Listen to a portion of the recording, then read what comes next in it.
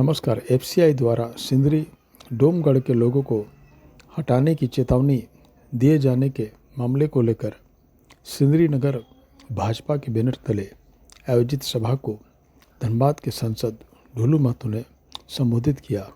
इस मौके पर उन्होंने कहा कि इस मुद्दे पर जब तक ग्रामीणों के हित में वार्ता नहीं हो जाती तब तक कोई काम नहीं होने वाला।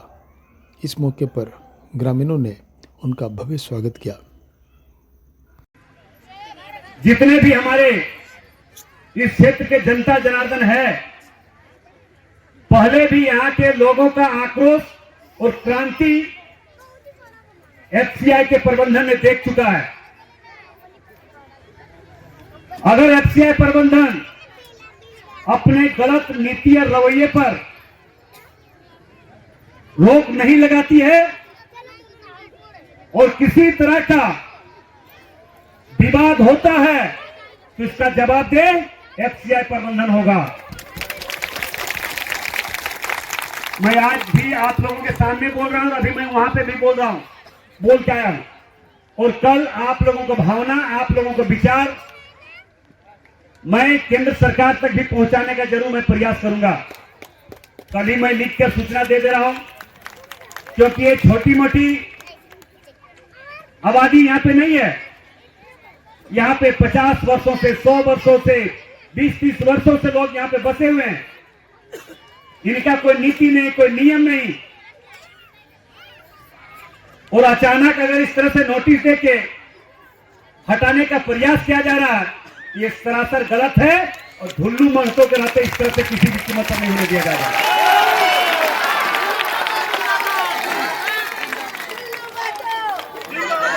इसलिए आप लोग स्वस्थ रहिए।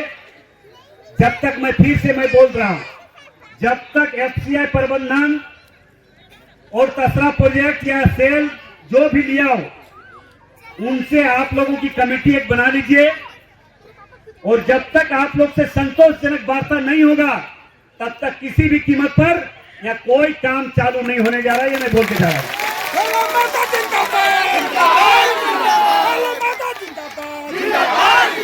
और कल गलत नीति का विरोध करने के लिए हम आए।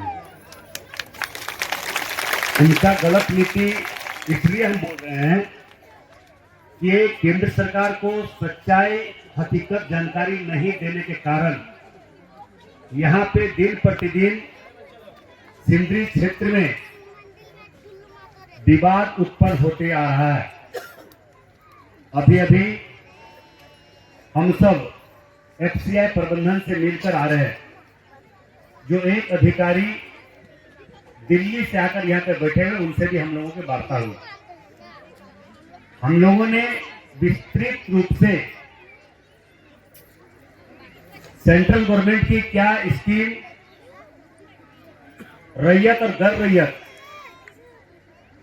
के क्या जवाबदेही होती है, इस जवाबदेही के बारे में भी विस्तृत रूप से हम सब ने मिलकर, बड़े भाई दीपू जी, हमारे पाठक जी, हमारे अध्यक्ष हैं इस क्षेत्र के, हम लोगों के द्वारा जानकारी दी गई। ये सच्चाई है, सेंट्रल गवर्नमेंट के अंदर में एफसीआई भी आता है और कोल इंडिया भी है।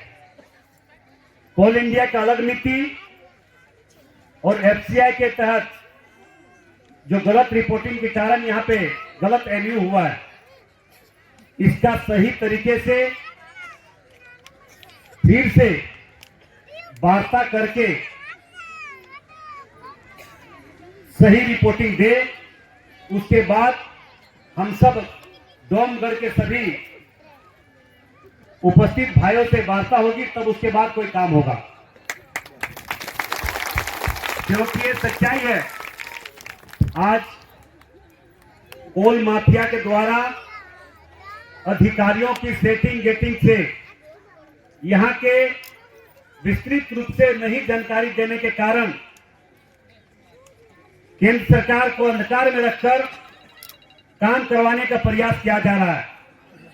मगर मैं आपको आश्वस्त कर रहा हूं, जब तक आपसे बैठकर वार्ता नहीं होगी और जब तक आप सहमति नहीं देंगे तब तक एक रत्ती काम नहीं होने जा रहा है।